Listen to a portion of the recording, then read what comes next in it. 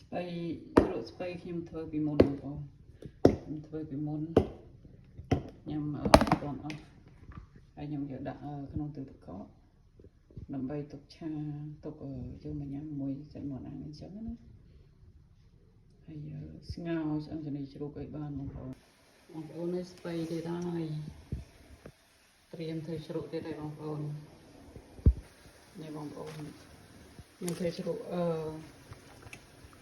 ដូចនេះខ្ញុំស្រស់ដូចមុនដែរហ្នឹងប៉ុន្តែលើកចុងក្រោយខ្ញុំអត់ស្រស់ទេនេះខ្ញុំស្រស់មកផ្លែចឹងបងប្អូនស្រស់ហើយទទួលមកខ្ញុំយកដាក់ក្នុងទឹកត្រជាក់នេះទឹកត្រជាក់ខ្ញុំបើកកណ្ដាលកណ្ដាលអញ្ចឹងស្រស់ប្រហែលជា10វិនាទីអីចឹងទៅបងប្អូនពេលថាដាក់ភ្លាមយើងលើកមកភ្លាមខ្ញុំស្រស់ចឹងដោយសារអីដោយសារស្រួលដាក់នៅក្នុងកែវបើខ្ញុំហាលក៏វាអត់ស្រួលដែរហាលវានៅតែធំតនីងអញ្ចឹងណាអញ្ចឹងខ្ញុំស្រស់ចឹងនេះបងប្អូនស្ពៃប្រហែលជា7 គីឡូពេលធំទៅមិនស្អប់ប៉ុណ្ណឹងហើយកែវហ្នឹងហើយដាក់កែវធ្វើវាស្អាតទៅឲ្យស្ងួតចាំរៀបស្ពៃដាក់តែស្ពៃហ្នឹងយើងដាក់ត្រឹមទឹកប្រហែលជា22ទៅកន្លះម៉ោងអីចឹងទៅនៅស្រស់បងប្អូនចាំមើលស្ពៃប៉ុណ្ណឹងដាក់ចូលក្នុងកែវនឹងអស់អត់ទេចាំមើលនេះបងប្អូនមិនត្រឹមតែដាក់អស់ទេនៅសល់កន្លែងទៀតហើយនឹងខ្ញុំអត់ទៅញ័រទេណាសល់ចន្លោះសល់អីជើញញ័រនេះបងប្អូនខ្ញុំរៀបឆ្នាំងដាំទឹកខ្ញុំដាក់ចំនួន3លីត្រខ្ញុំវល់ក្នុងដប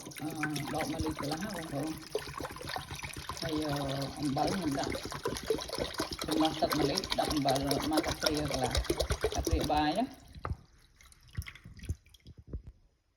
នេះបងប្អូនអំបិលខ្ញុំដាក់1លីត្រទឹកអំបិលមកកាព្រាកន្លះអញ្ចឹង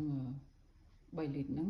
ត្រូវជា4កាព្រាកន្លះហើយខ្ញុំដាក់ស្ករស3កាព្រាទៀតនេះបងប្អូនស្ករស3កាព្រាបាយដាក់ដើម្បីយកជាតិណាខ្ញុំអត់ដាក់ចេកទេបងប្អូនចាក់ទឹកខ្ញុំចាក់ទឹកក្តៅជាងអ៊ុនៗណាបងប្អូនចាក់ឲ្យលុបស្ពៃណានេះបងប្អូនបានមកកៅចិត្តពេញតែប៉ុណ្ណឹងបានទុកឲ្យជាបងប្អូនទុកឲ្យជាស្រូវប៉ុណ្ណាបានខោបដើម្បីកុំឲ្យស្ពៃនឹងវាហាង